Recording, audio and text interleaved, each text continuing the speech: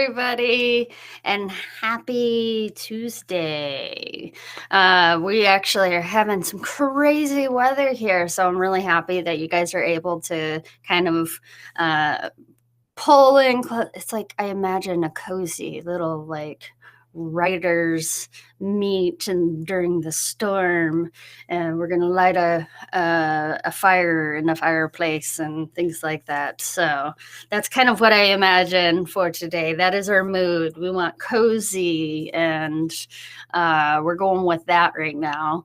Welcome. I am Coral. I am the municipal liaison for Illinois Elsewhere. We are currently in the midst of National Novel Writing Month. For those who do not know, that is an insane challenge where we attempt to write 50,000 word novel in 30 days. And we are on day 10. So we're about a third there. And it has been grueling. It's been a challenge, but we are doing it because we have set an intention every day to write a little bit. And even if we don't make it, we got that intention anyways. And so we're just being appreciative of all of our little wins and just being really excited about what we've been able to accomplish thus far. I'm really, really happy with what I was able to get the last couple of days done. And for those of you that do not know and is just joining us for the first time, we have a really busy schedule in November because we're trying really hard. On Sundays from 8 a.m. until 8 p.m., I do hourly prompts on our regional forum. And during those, every hour on the hour, I'm posting new prompts, and you can actually go back now onto the forum and actually see those things. So if you have not,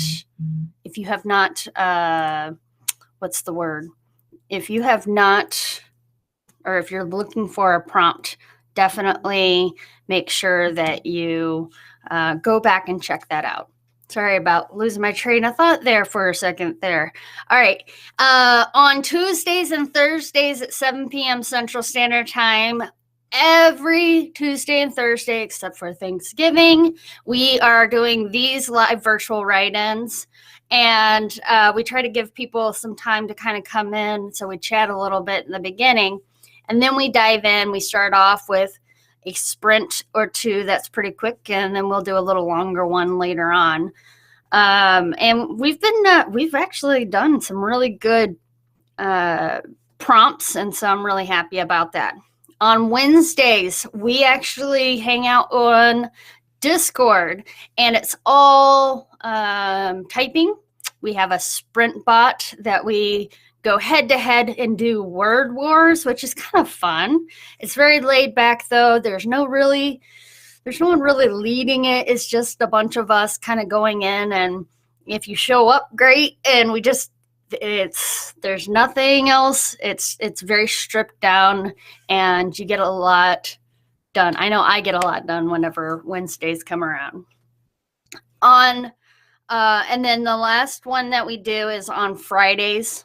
Fridays, we're actually on Facebook in our group. We actually have a regional group on Facebook, and I try to do something that's a little smaller that people can, like right now, the Tuesdays and Thursdays streams, we do stream on Twitch, YouTube, and Facebook. But on Friday streams, it's not really a stream. It's more of a small group. We use the messenger things, and we just kind of chill, and it's definitely a very cozy thing, and it's a lot of fun. We had a blast last Friday, so I'm really looking forward to seeing exactly what everybody's up to.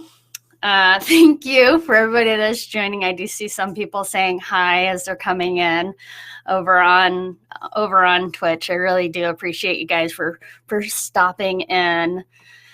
All right, so I do want to get in at least one sprint before we hit our 10-minute mark, because you guys are pretty awesome, and I know you guys can rock out a really good 10, well, let's start with a 5-minute sprint, something that's nice and short. So I'm just gonna set my timer for that.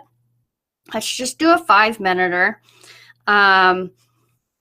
Because I really want to work on that coziness that I was talking about. It's raining out, right? And so when we are thinking about our scenes and we're thinking about the moods and things like that, this is the types of things that we want to think about as we're doing it, right? So it's rainy outside, it's dark, but I want to set the mood of it being cozy.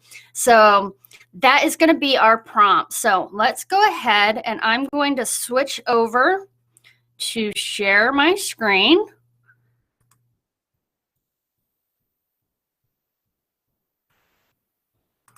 All right, share my screen. All right. So you guys should be able to do it. Our very first one that we're doing is going to be a cozy scene. So I want you to spend the next 5 minutes writing the types of things that you think of when you think of cozy.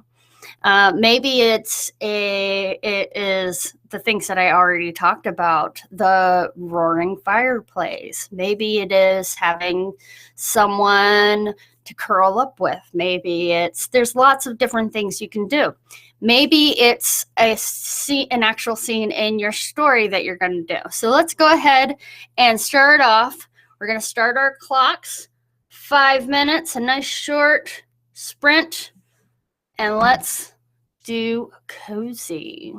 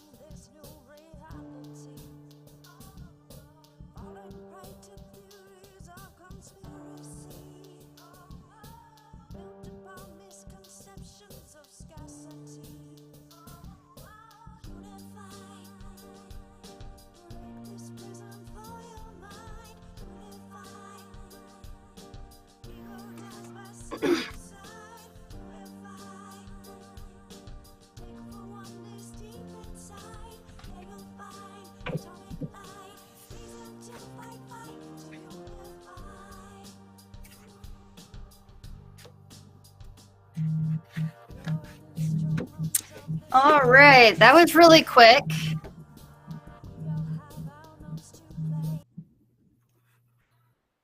All right, that was really quick. It always is, though, isn't it? Oh my goodness. I love it, though. But it really does help get into the mood. And I was digging the tunes, too. That was really helping me feel like we're cozy and stuff like that, too. So good choice on that one. So what I wanted to talk about, what we're going to do next is I am actually going to I want to build on a little bit more onto our comfy scene a little bit, because, and regardless of what genre that you're working in, I still think that you can kind of add in these types of scenes. So if you're doing say a sci-fi, you could still add in the elements of what makes a comfy scene into your sci-fi. It just might be a little bit different. Like I used to watch all the time, even now, Star Trek. And some of the things that they did is they would go into 10 forward, and they would speak to like Guinan on like Next Generation, stuff like that. And they might have a conversation there while they would go up to the replicator and order their drinks or whatever. On Next Generation, Picard used to always order, what was it? Tea, Earl Grey, hot, right? So he always had his thing, right? So there are ways to implement those same features regardless of what genre that you're in. So that's why I look at what are the elements that you're trying to do in your scene. Now, my scene, or my book that I'm working on, the genre that I'm currently working on in my novel is a thriller. There's not very many cozy scenes, but what I do like to do is I like to break up some maybe more intense scenes, and I want to have a cozy scene in there. So also to help, maybe help the reader relax a little bit, because if you're always constantly at the edge of your seat, you need to catch your breath every once in a while too. So it's okay.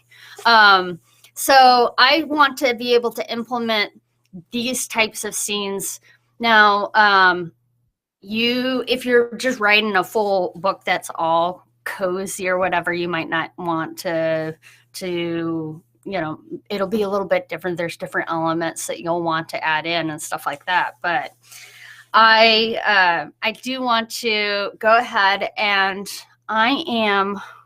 we're going to lead up to a 10-minute sprint, but we are going to think of excuse me. Let me back up a little bit. I don't want to okay. So whenever you're doing a story, a lot of times your plots, you're going to choose different types of plots, right? Depending on your types of story. So sometimes you're doing maybe like an overcomer's journey. So there's some sort of like, say, obstacle that's in the way, and there's some sort of like, say, maybe internal struggle that you have to overcome in order for the character to grow, right?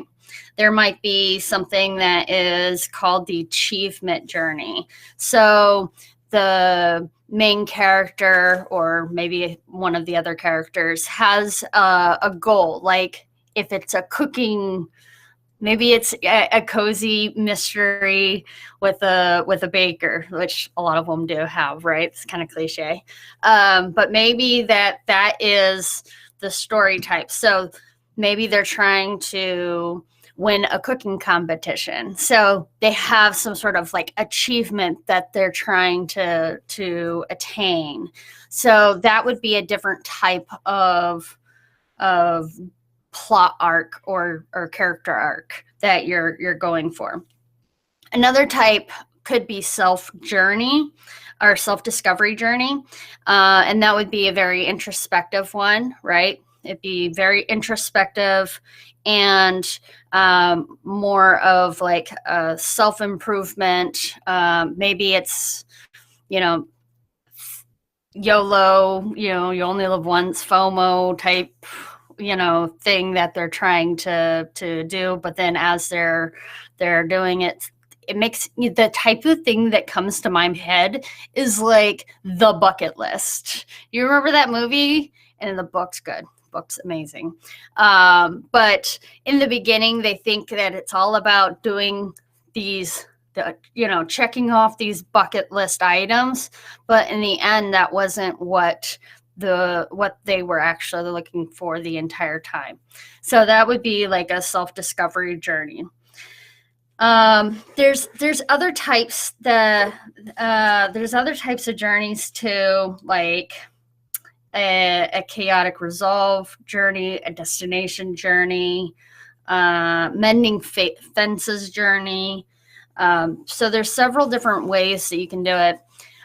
For most of like the cozy ones, I see a lot of them being either self-discovery, they could be an achievement one, or a lot of times you see like the overcomer's journey. I really like it because of the fact that it goes into like a lot of fears and stuff like that too. So that's really neat.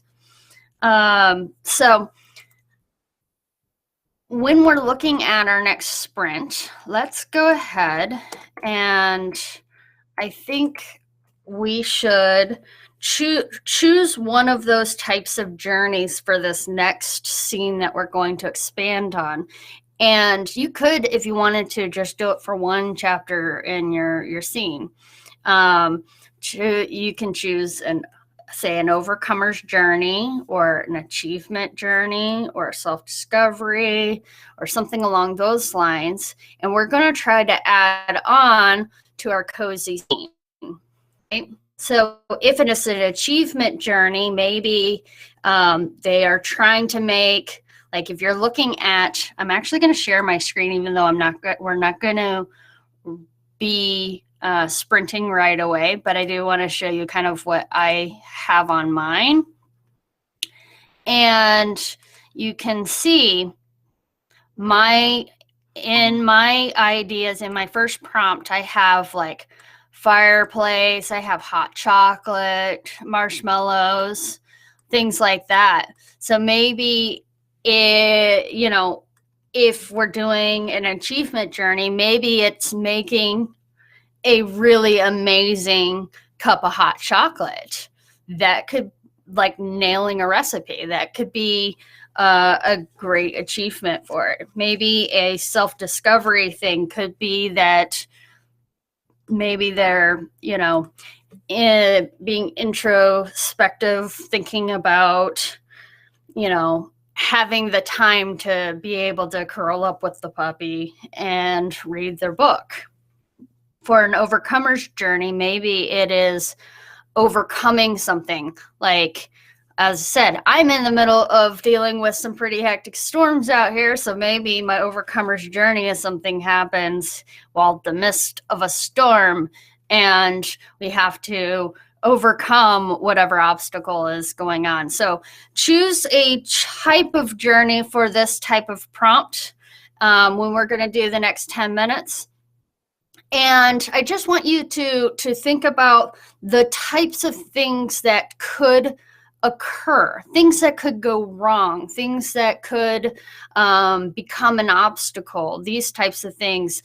And that is something that we'll be able to build on to for our third prompt. And we're just going to keep building on each of these things. So for prompt 2, we're going to choose a type of plot journey or character journey. And we're going to write different scenarios. All right, so I'm gonna write. We got 10 minutes. That's what we're gonna do, and we are going to begin now.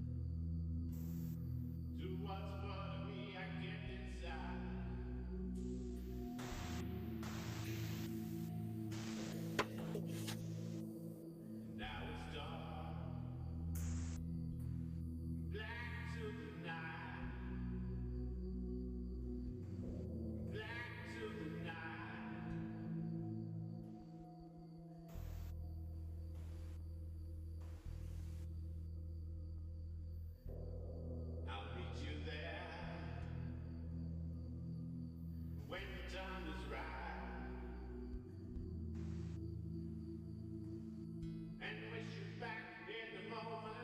Light shining inward with 1,000 ways to save your life. Black to the night, black to the night.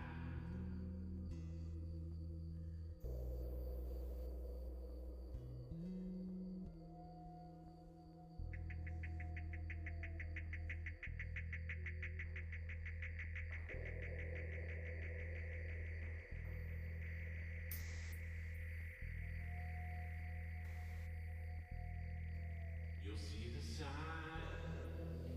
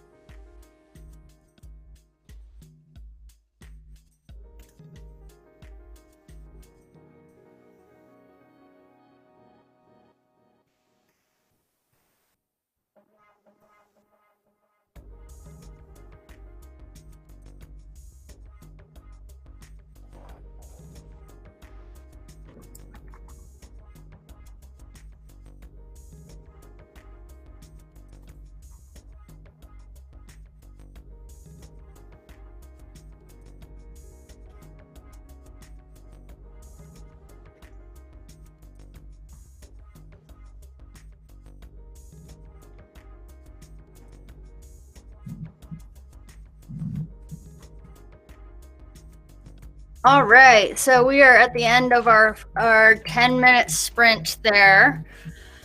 It always goes so quickly. I'm always like, oh my goodness, can't believe it. We're already done with 10 minutes.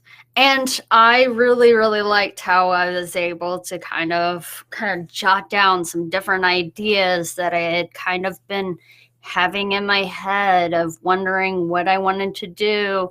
I'm very much a pantser when it comes to my stories. Now, this year, I wanted to be more of a planner, and that doesn't quite work out very well for me. I spent the 3 months leading up to NaNoWriMo, and I decided, okay, I'm going to do the Nano Prep, which the Nano Prep is amazing. And if you guys have an opportunity to do it, I do recommend doing it. But then NaNoWriMo starts, and I throw it all out. And that's just because that's how my brain is. And it's like I'm totally in it. I'm into it, and I love it, and I'm working on it. And then NaNoWriMo starts, and I get a brand new idea, and I throw it all out. That might not happen to you, but that's how it happens to me, and I just kind of have to go with it. And so the reason why I so that's why most of the time I don't plan. But I am still going to use a lot of the things that I worked on for the last 3 months. So it's not all going to waste. It's just sometimes I like making new divergent, paths to how I get there. And so that's kind of where I am now. And that's fun. It's a fun part of the journey of discovering the story. Some people cannot function that way. And I totally respect that. I respect the writers who are able to pre-plan every scene and every character in every way before they start, so they know exactly where they're going and how they're going to get there and what they need to accomplish in order to get there. That's amazing. But everybody has a little bit of different way of doing things.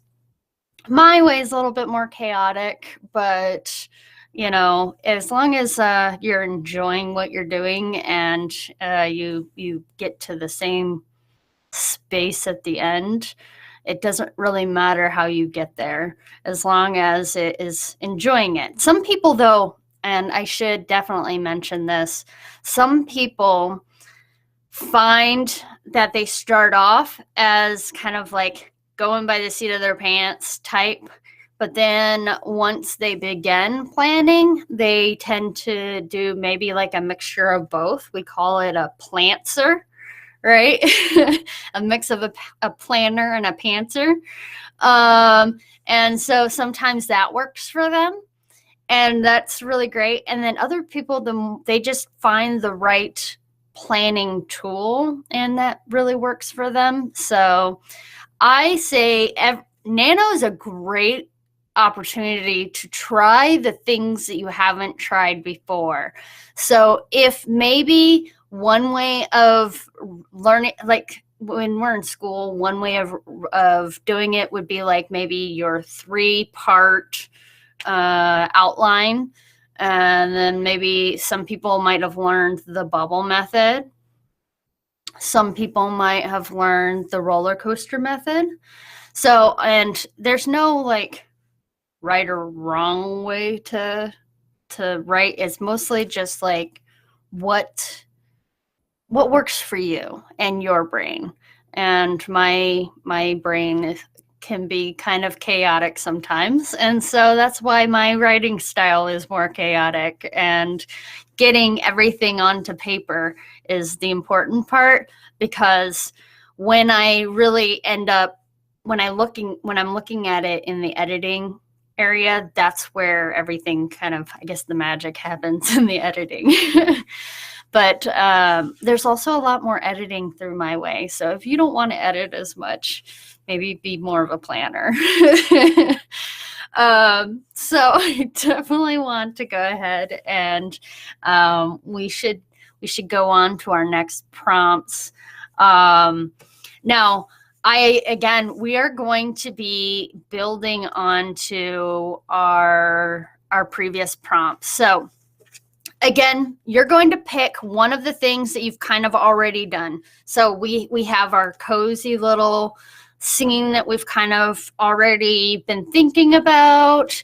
And then during prompt 2, if we wanted to look at the different types of journeys that I could be working on, that's kind of what I was trying to decide. Do I want to do something where she's overcoming something, or self-discovery, or mending fences, or whatever, starting over?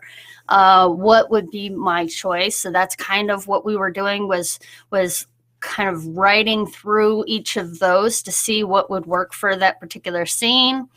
So for our next prompt, we are going to build off of that. So you're going to pick one of the ones that you were kind of writing it out, right? The different scenarios, the different types of journey, and we're going to expand off of those things. So you're going to pick one of, so in my case, I have, I'll just go ahead and read what I have. In my novel, Lana spends time alone in a skyscraper where she's the only person hiding from some baddies.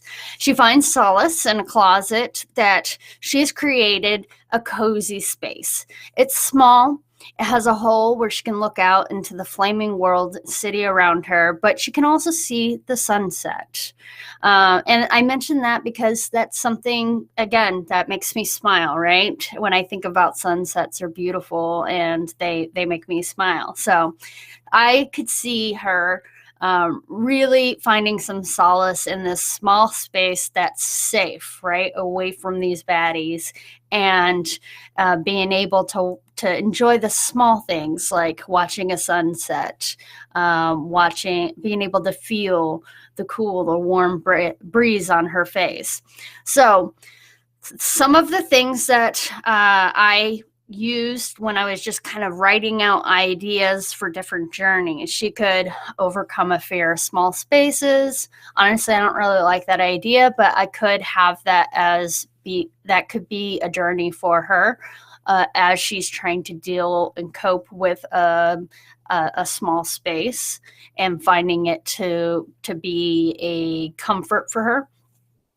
She could attempt to find food, so that could be an achievement. I definitely have that in my current draft. She is always, because she is starving, she's looking for food. And so that is definitely something that I could expand on. Self-discovery, she could find introspective time while hungry to consider her life of gluttony before her world changed and how she didn't appreciate her family.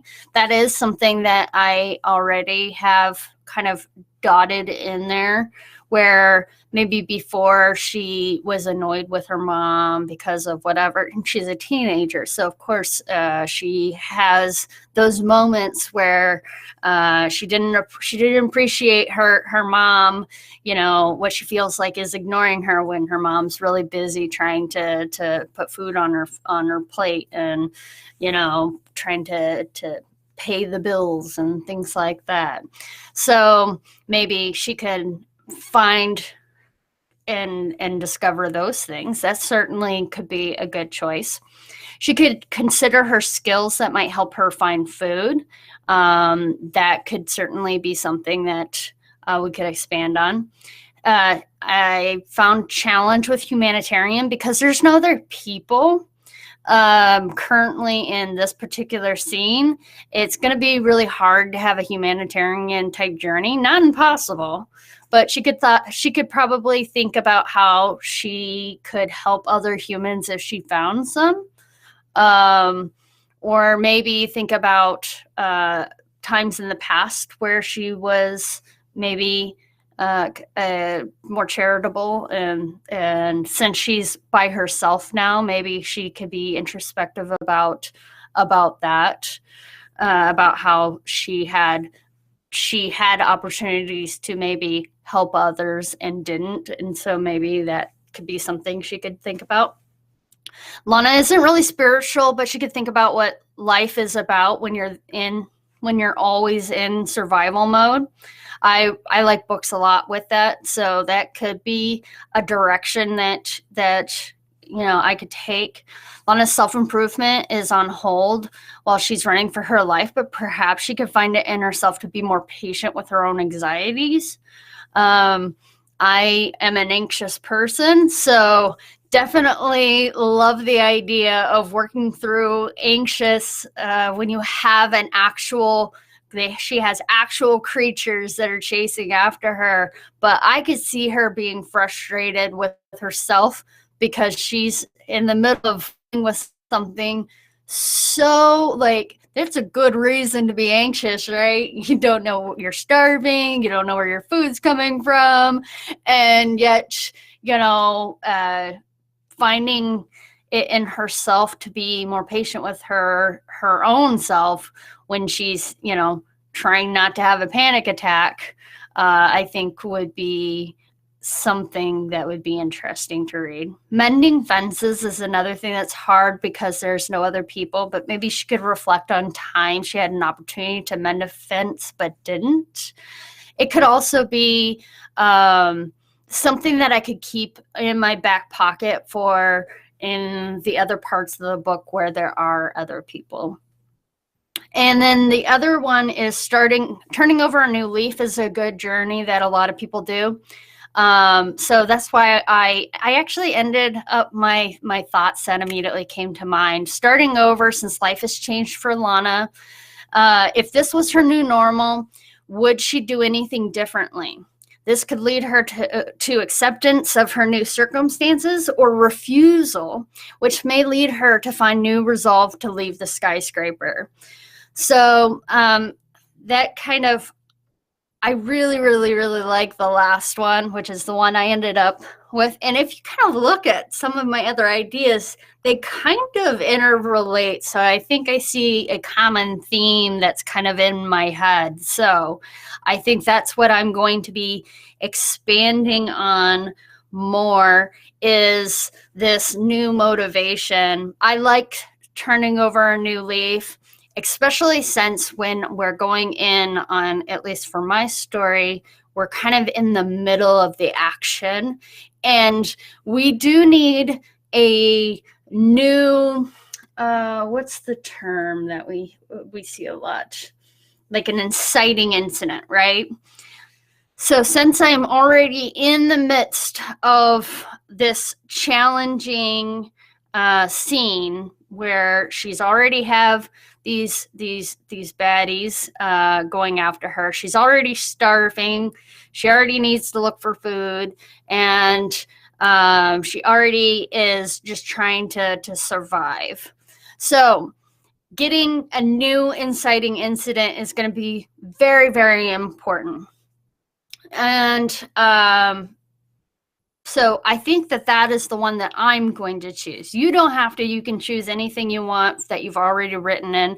And we're going to spend a little bit longer time. But let's see. Yeah, let's do 10 minutes for our prompt 3. And we are going to, again, we're going to think about the challenges that we have discussed before. Let me go ahead and go to present our screen. And for prompt 3, we're going to expand on the challenge. All right. And slash scenario from prompt 2. All right. So we're going to spend the next 10 minutes really digging into, just choose one of them, and really want you to dig into it and just spend the next 10 minutes expanding on whichever prompt you're going to expand on. So we're going to go ahead and put 10 minutes on there, and good luck.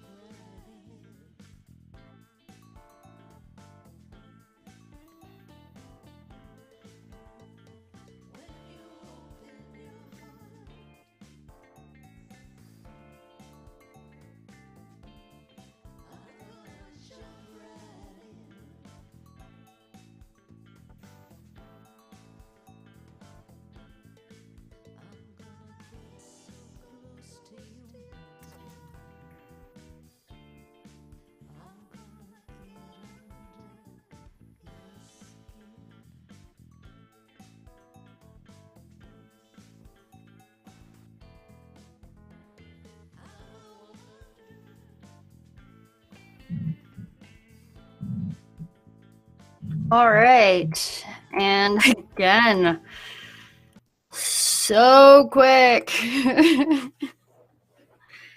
Oh my goodness. Wow. And then we're there, right?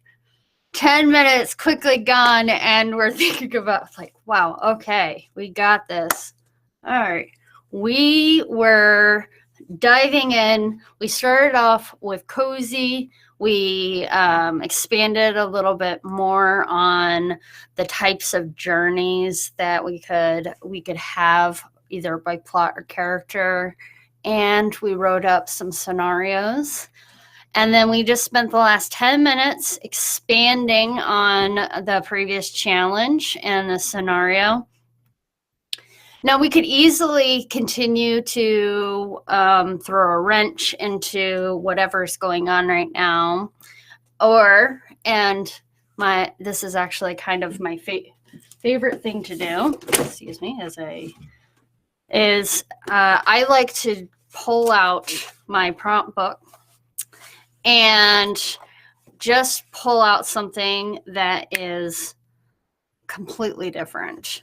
And the reason why I do that is because of the fact that sometimes what happens is I don't know where I'm going to go. And so by pulling something else out, I could be like, oh yeah, I could do this with this. And it's a great way to kind of ignite the embers again. And I want to do a prompt that is definitely kind of the same, but not, but is something that I might be able to expand on later. And I found this prompt when I was looking through these prompts before, and I was like, ooh, I actually could use this in my story. And so I wanted to use this. Now, you can take it in any direction you want to. Now, if you are writing a romance, then maybe there's a way that you'll be able to use this prompt in your romance, or if you're using a fantasy or something along those lines, because maybe the other things are just not doing it for you. So that's the other thing that we want to do with these prompts, is really just come up with some really cool ways to do it. Now, since this is going to be a little bit different. Now, if you were on a roll and you don't want to go in a different direction, keep going. There's nothing to stop you from doing that. But I thought this was a really cool prompt. It says, you have to live without one of your body parts. Which one do you choose? And how does it go? Like, that's kind of like, whoa. But at the same time, there's so many people in the world that don't have the same body parts, right? And I think that it is a really neat way to think about walking in someone else's shoes. So you don't necessarily have to think about having it and then no longer having it. What if you never had it to begin with? What types of challenges would you have to overcome by living in a world that is who happen to have something that we consider a disability? Is we live in a world where we are not as mindful for those that are more disabled than us. And just using even the term disability, like they lack the ability of something else, it is a little ableist, right? So I think that it by considering what living in a world would be like if you had, say, no left arm, or no sight, or no hearing, or maybe you don't have the use of your legs, or something along those lines, what types of challenges would you face living in a world where those things are standard? And not only would that be something that could be helpful for being a little bit more compassionate to those that maybe have different cognitive capacities, or someone that maybe has a invisible,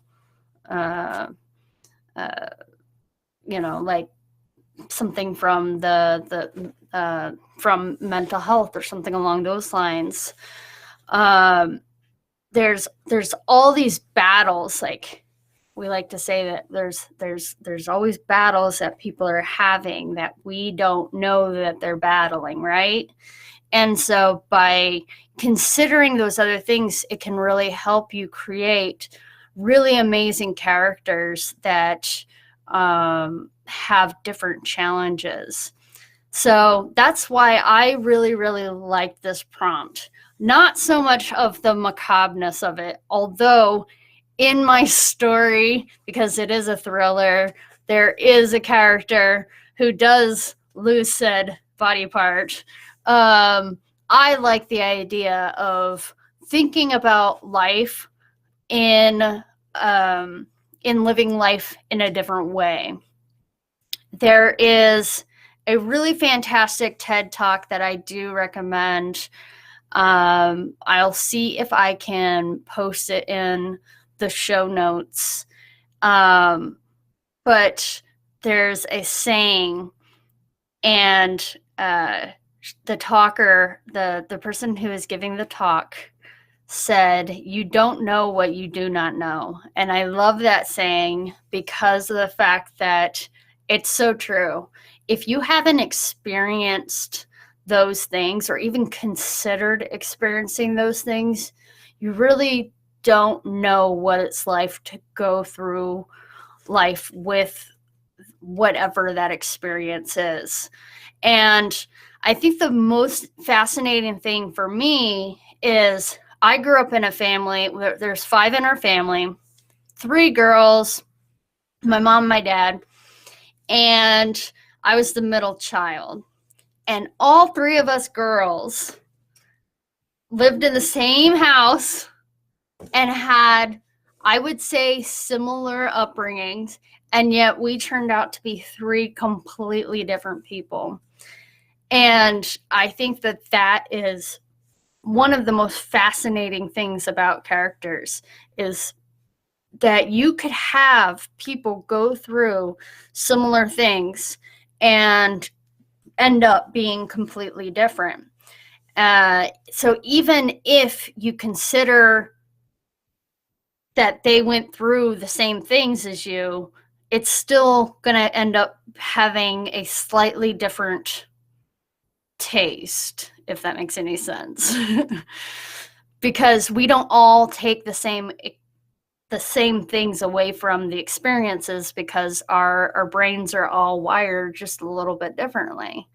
So if we are going through, say, something that might be a little bit more traumatic, then we all 3 of us girls react to that trauma a little bit different.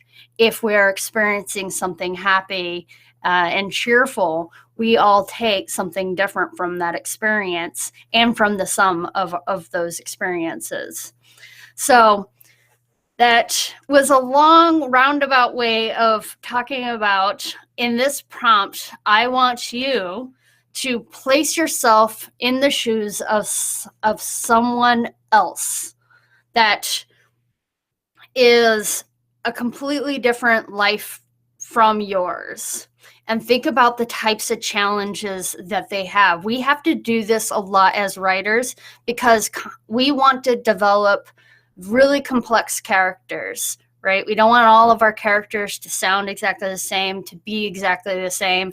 And so being able to take yourself out of your own head and think about, how would a person who's grown up with this particular background react to this particular experience? Well, you need to be able to do the same thing. So this exercise that I want you to work on is going to be to take yourself out of whatever your norm, whatever your base is, I want you to pick something that's very different from you. I had this challenge. I tried this out when I was writing. One of my characters did not. They had no visual ocular sight, and so that was a huge challenge to write because I have sight, and but trying to understand how someone who was not born with sight, how they would navigate the world is way different than someone that was born with sight. So that becomes a really fun, engaging challenge.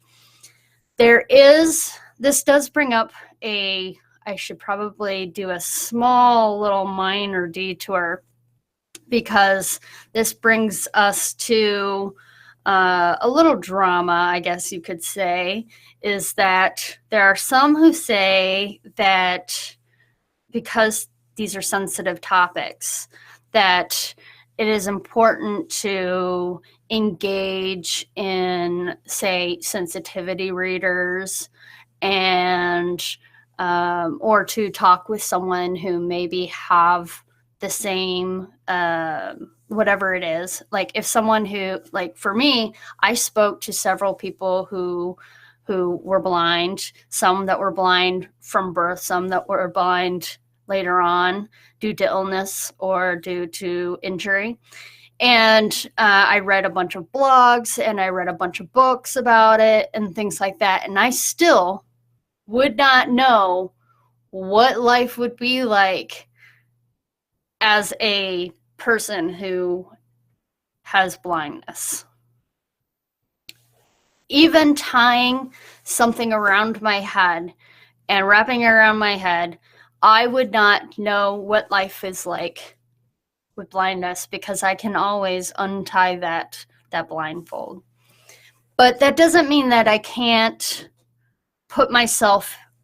try to put myself in their shoes and try to look at some of the challenges that they have, that people with that same challenge has.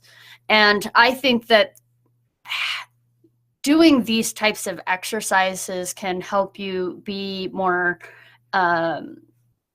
empathetic when it comes to people with, that we have such a diverse world.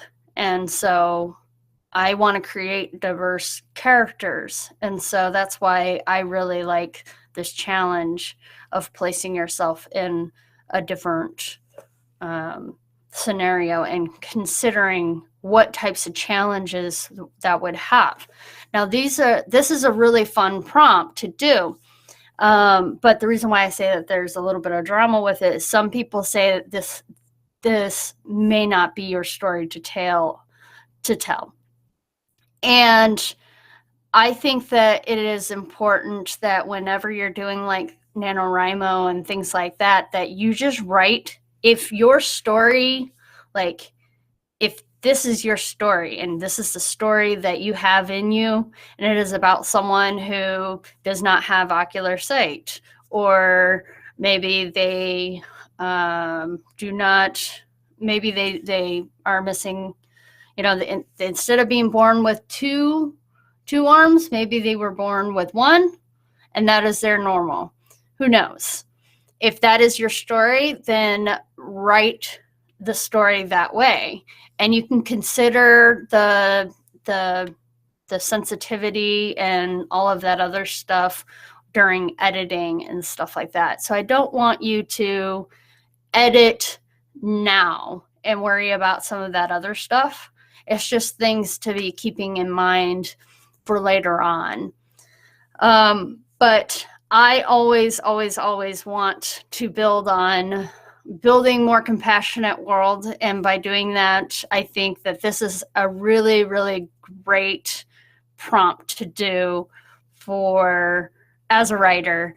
Anytime that you can put yourself into other people's shoes, I think that builds more compassionate people. And so that's why I think as as a general rule, I think writers tend to be a bit more compassionate, although I guess we could also be arrogant too and self-centered.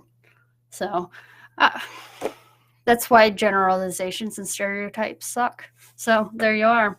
So let's go ahead and put on, I want, because this one, again, we are doing a new one. We are going to do a 15-minute sprint. Are you ready? 15 minutes.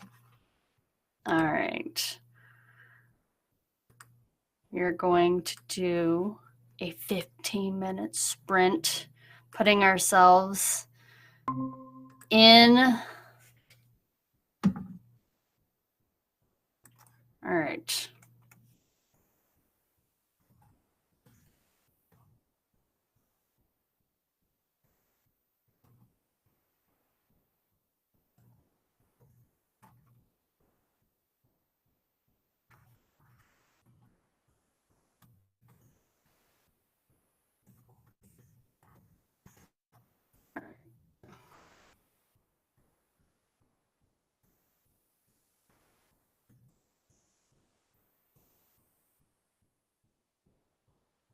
Okay, so this is the overall prompt. Put yourself in someone else's shoes. You have to live without one of your body parts. Which one do you choose and how does it go?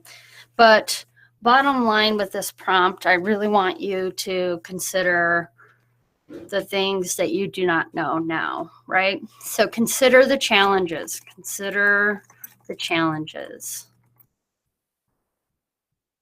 that they might go about their daily life in the world that has been created. And it can be your world that you're creating there. If in your world, the people are maybe you're creating a world where everybody does not have ocular sight and someone who has sight is in the middle of this world. That would be a very interesting flip. But considering the challenges that someone would have, because the world is based, our world right now is currently based off of, we have sight, right? Most people around the world have sight, and so the world's kind of built with those people in mind. And although we're seeing more disabilities and more things that are being thought of as we're designing, it's not the first, I guess, priority of the designers, but it's more of a secondary or tertiary design, right? That they consider the ADA things or whatever. So consider what it would be like, though, if the world wasn't created that way. What if the world was created with deaf people in mind, or with blind people in mind, or with someone who does not have legs and gets maybe everybody's in wheelchairs. So this is what I want you to think about and consider during the sprint. And we are going to set the clock for 15 minutes because this one is a little bit different. And go. Good luck.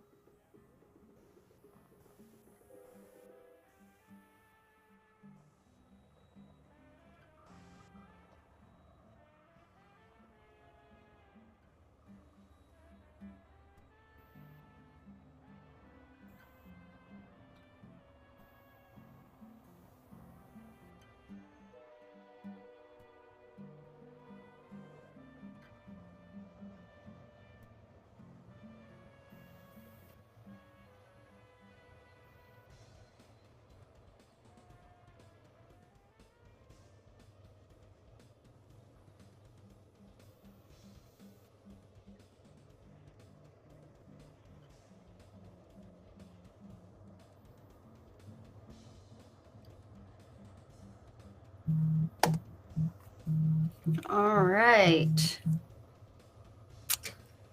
And again, it always goes so quickly. I say that every time, I know. I'm like a broken record. It goes so quickly. As I said, I was really, really excited about that prompt. I hope you guys had as much fun on that prompt as I did. I was really, really super stoked when I saw that one. Um, it's just, I think it's fun to imagine, like, what if, what would be the types of things that I mean, I could probably spend the next hour just expanding on that one thing. And it makes me want to think of some really fun things that I could do to my character, because making my character have challenges can be almost part of the fun. It sounds a little devious. Are we a little devious, us writers, because we like to get our characters in trouble and see what challenges and what they do with the challenges? Maybe it is. Maybe we are a little devious.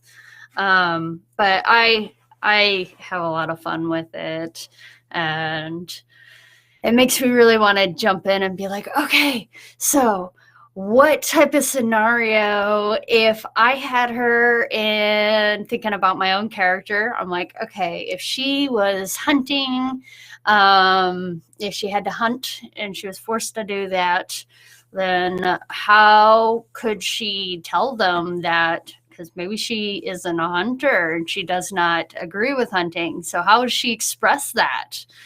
What about if she was being bullied? How would she express that if she doesn't have a voice? So these types of things are kind of really, really cool and fun to think about. And I can show you some. I think since the last time we had the show, we've been kind of doing little different things with our background. You can see a little bit of my board here. I can give you a little bit of a sneak peek of my storyboard thing that I'm creating here. But all of these are just like ideas and things that of, say, characters. And I actually have like lists of names that I can use in a pinch. So I just have a list written off to the side, so that way if I just need a real quick name, I can look over here and then I just scratch off that list, that name off the list once I've used it.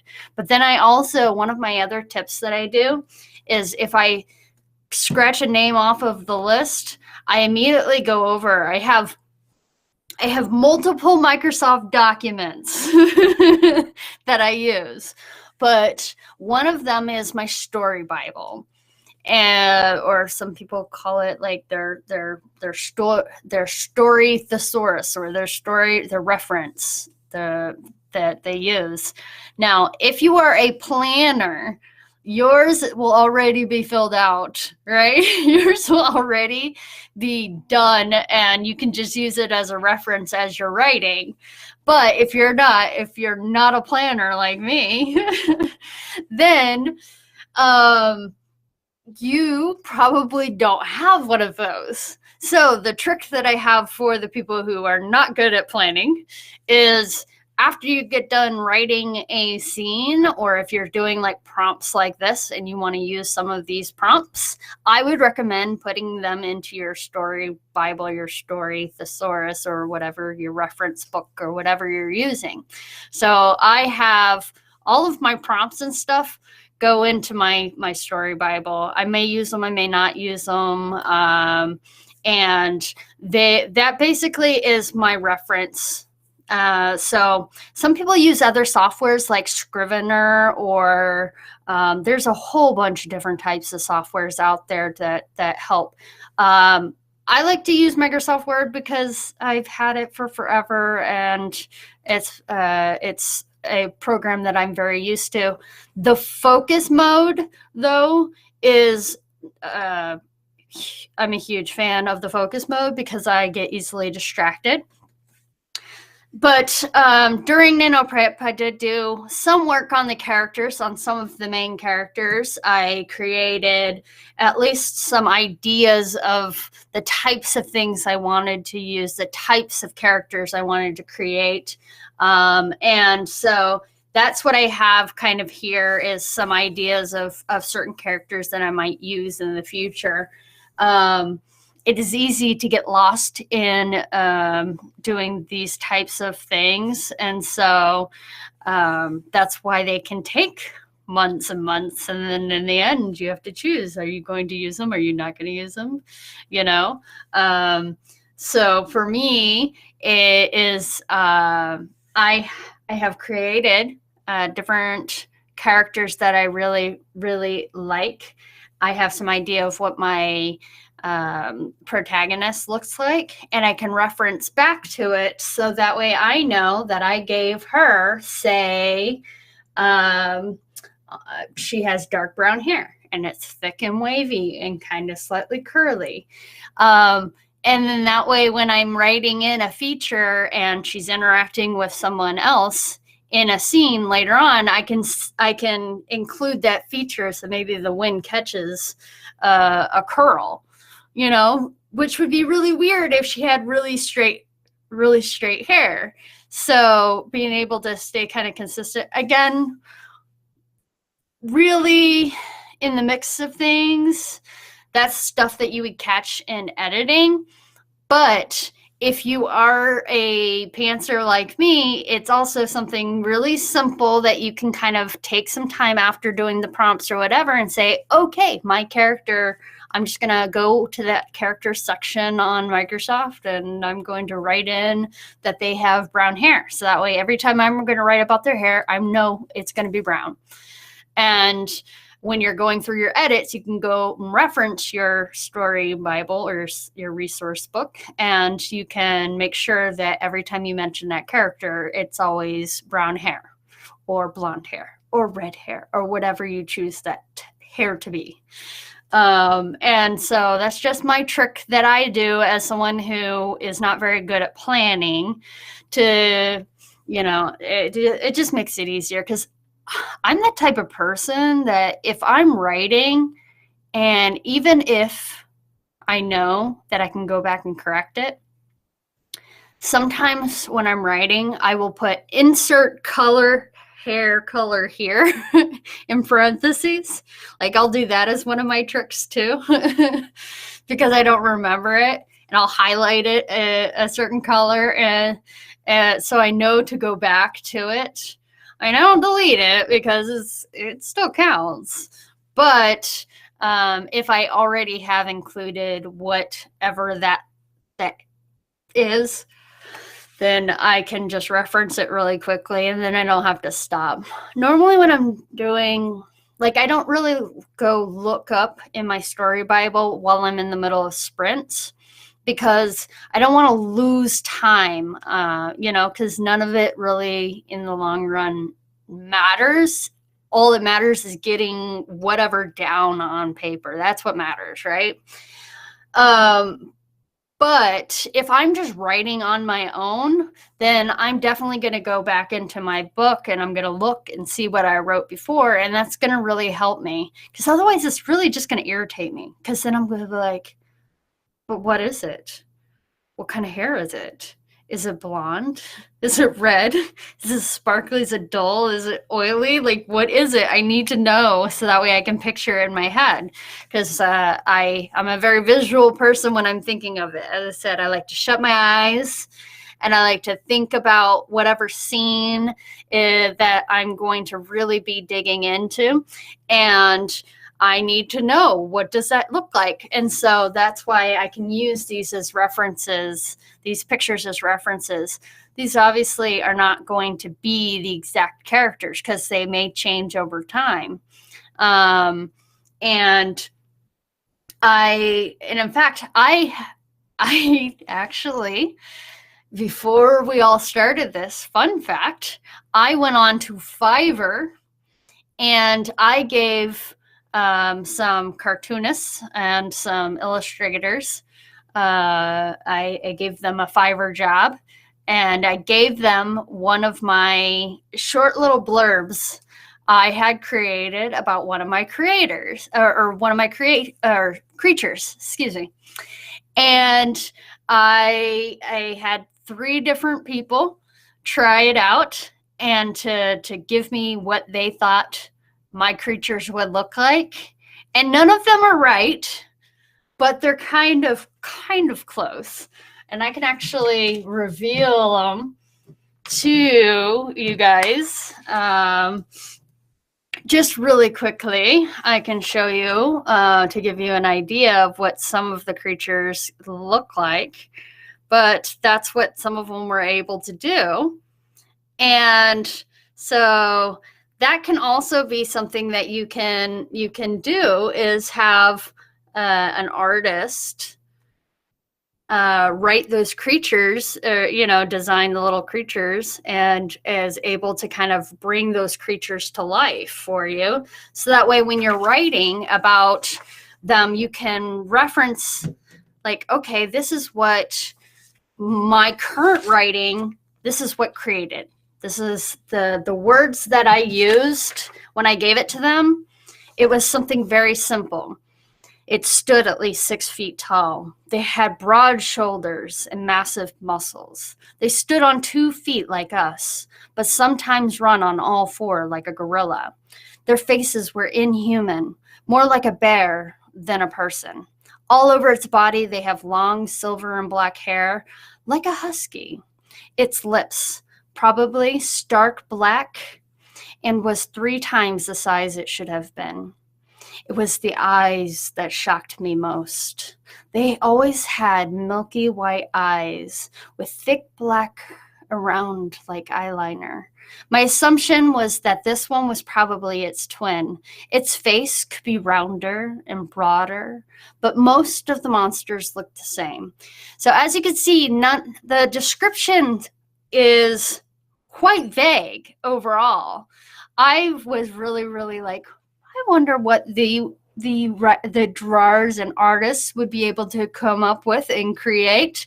And they created 3 very different creatures with that description.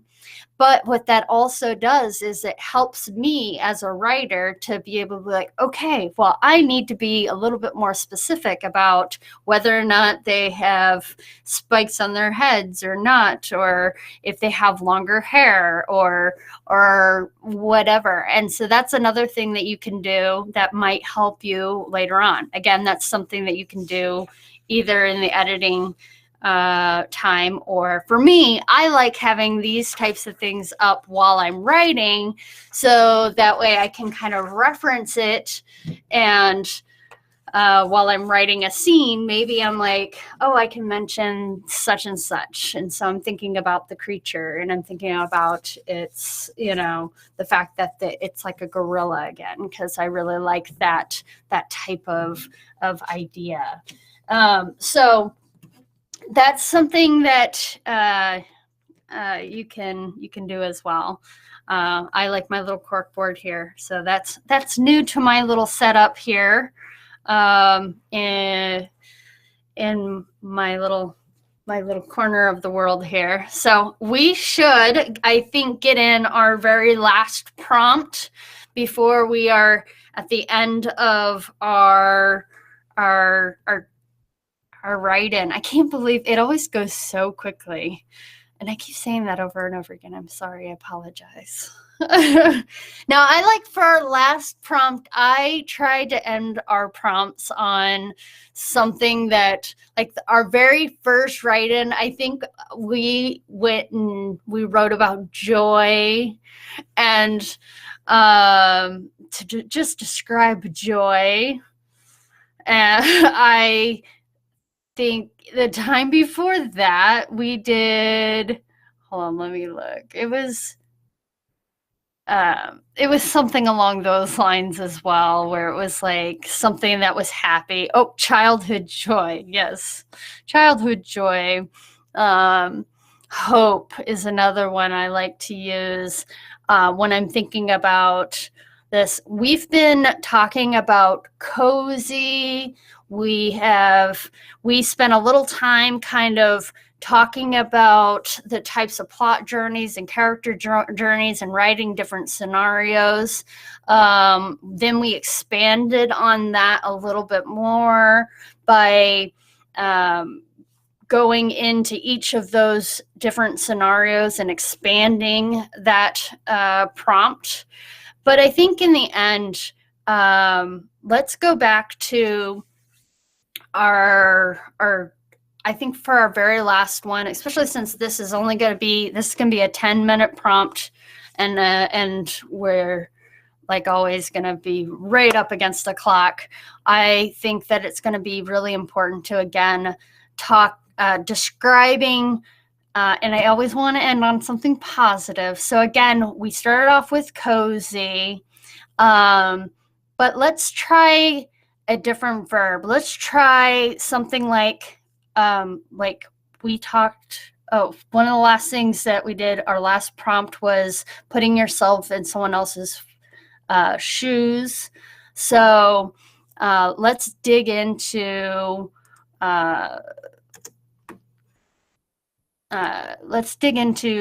charity, amity, that type of thing. So I'm going to present, and this one, same thing.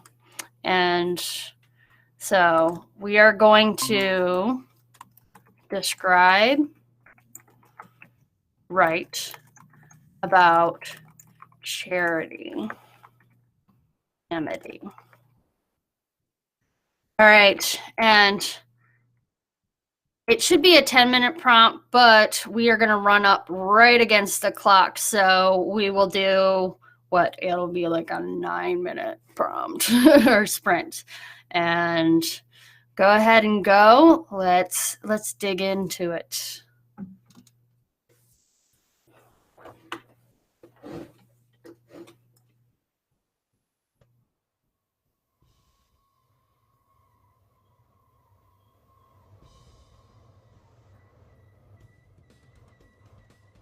I live in a land where the rich get richer. I live in a land where the poor get poor. I live in a land where the weak get weaker. I live in a land where the more want more. You can jump this train. Yeah, you can jump that. Right there. There was, part that didn't have any, like, this one right here. Yeah, like that one. Yeah. This would be a perfect one right here. I live in a country where the right gets righter. I live in a country where the left gets left. Yeah. I live in a country where the rights get righter. I live in a country where the blessed get blessed.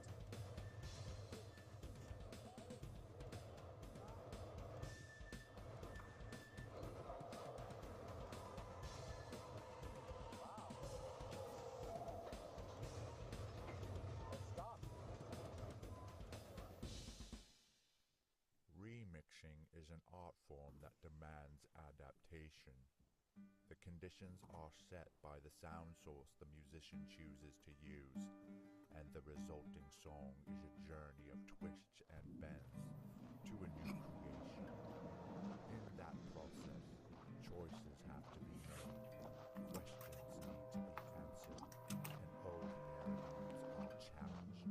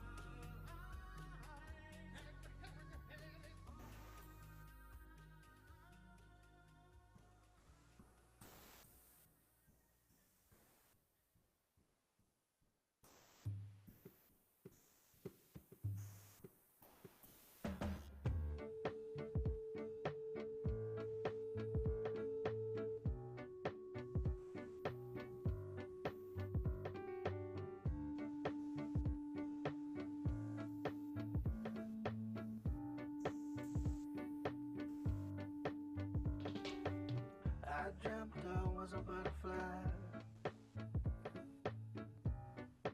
dreaming I was me. I flew up to the mirror, but there was nothing that I seen.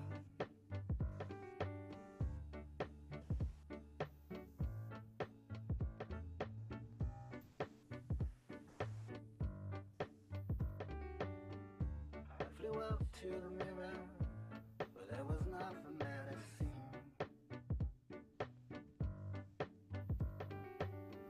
You lie, I cried, the butterfly woke, and I died. You lie, I cried, the butterfly woke, and I died. You lie, I cried, the butterfly woke, and I died. You lie, I cried, the butterfly woke, All right. and I died. My goodness.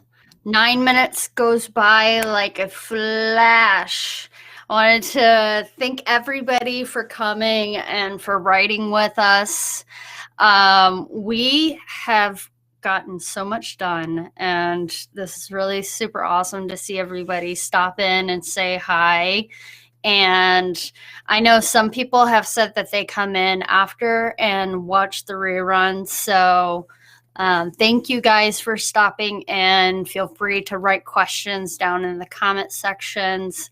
And remember, we do these live streams on Twitch, Facebook, and YouTube on Tuesdays and Thursdays at 7 p.m. Central. So I hope we'll see you over the next one. And on Wednesdays, we do Discord. So I hope to see you on those. And as always, you can go on to our region, Illinois Elsewhere region, and you can ask questions in our forums. And I have linked all of those in the description. So if you're looking for us, you can find those links there. So thank you so much for spending time with us, and I hope to see you guys next time.